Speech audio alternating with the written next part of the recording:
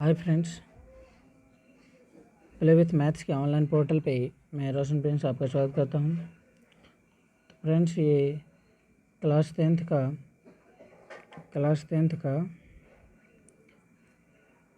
9th topic है। Chapter number 9 है। ठीक है, चैप्टर का नाम है त्रिकोणमिति के कुछ अनुप्रयोग। तो इससे पिछला टॉपिक जो था 8वां चैप्टर, उसका नाम त्रिकोणमिति था। त्रिकोणमिति से रिलेटेड मैंने जितना इंट्रोडक्शन देना था मैंने वो दे दिया है। आप जाके देख सकते हैं, मैं आई बटन में इसका लिंक दे दूंगा। ठीक है, अब इस चैप्टर में भी हम कुछ त्रिकोणमिति का यूज बताते हैं, कहाँ कहाँ यूज होता है। इसका यूज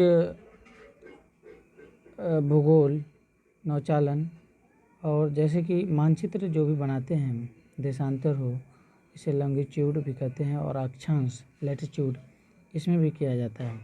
लेकिन जब भी हम इस यंत्र का यूज करते हैं, चाहे जहाँ भी हम इस त्रिकोणमिति के फॉर्मूले का यूज करते हैं, तो उसमें एंगल का भी ज़रूरत पड़ता है। तो एंगल का यूज,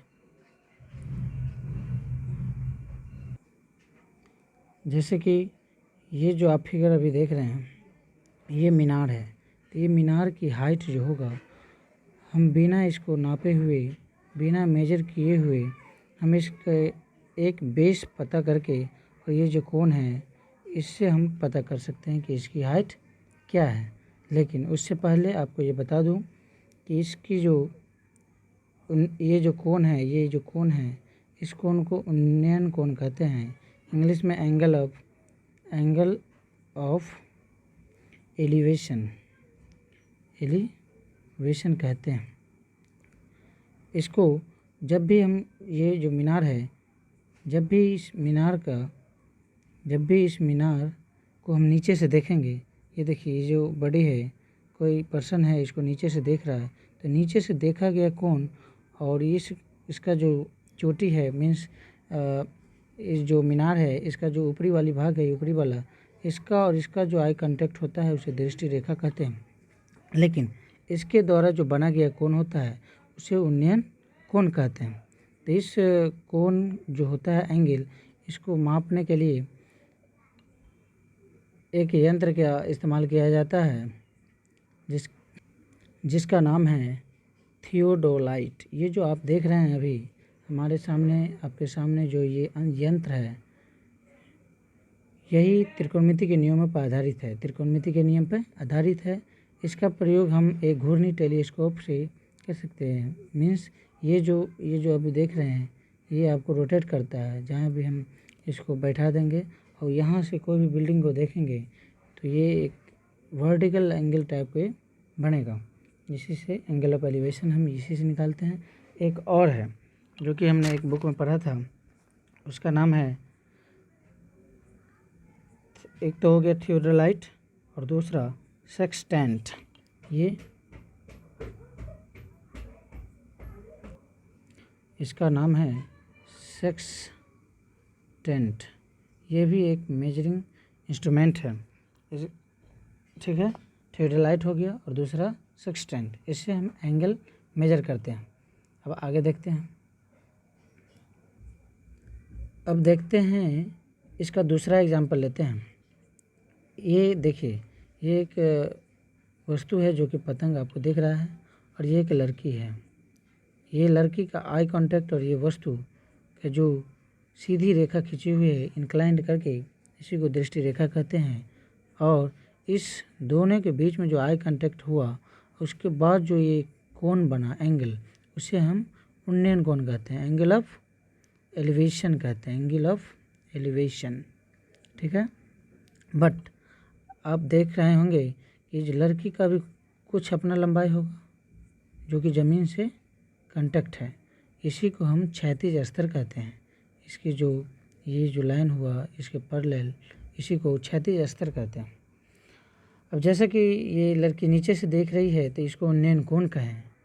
इसी का जस्ट हम अपोजिट लेंगे, तो आप जानेंगे कि जहाँ पे वस्तु है, वहाँ पे हम आदमी को रख देते हैं, और यहाँ पे वस्तु को रख देते हैं। तब उसको क्या कहते हैं, देखिए उसको एंगल ऑफ डिप्रेशन कहा जाता है। देखिए एंगल ऑफ डिप्रेशन, अवनमन कोण हिंदी में। देखिए लड़की एक बालकनी से एक वस्तु को देख रही है, यहाँ लड़की है और यहाँ एक बॉल है, ठीक है। तो ये जो लड़की का आई कांटेक्ट हुआ और ये बॉल जो सीधी रेखा है ये जो खींची हुई है, ये इसको दृष्टि रेखा कहते हैं।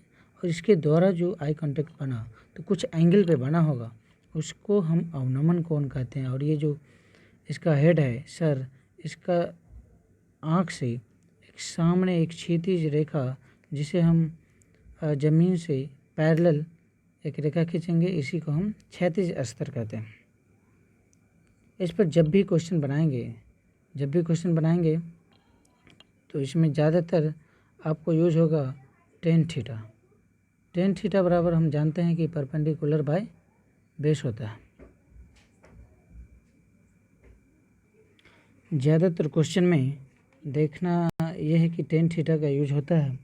अब जैसे कि देखिए ये जो है, मान लीजिए ये 60 डिग्री एंगल बना रहा है, हमको ये लड़की जो जहाँ पर खड़ी है ये जो हाइट हमको निकालना है, और यहाँ पे कुछ ये नीचे से एक वस्तु की लंबाई हमको पता है, ये पता है तो ये तो आराम से निकल जाएगा, क्योंकि हम लोग जानते हैं कि टेन थीटा बराबर P/H होता है। तो हमको परपेंडिकुलर निकालना है और ये P/B होता है, टेन थीटा बराबर P/B।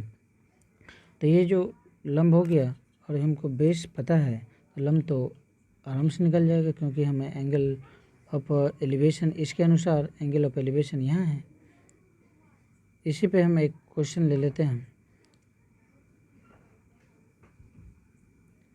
एक और एग्जांपल लेते हैं। जैसे कि ये समझ लीजिए ये मीनार है, यहाँ पे कुछ डिग्री है थीटा, हमको ये बेस पता है, ये P निकालना है, तो हम तो टेन थीटा का यूज करेंगे। टेन थीटा बराबर होता है P/B, ठीक।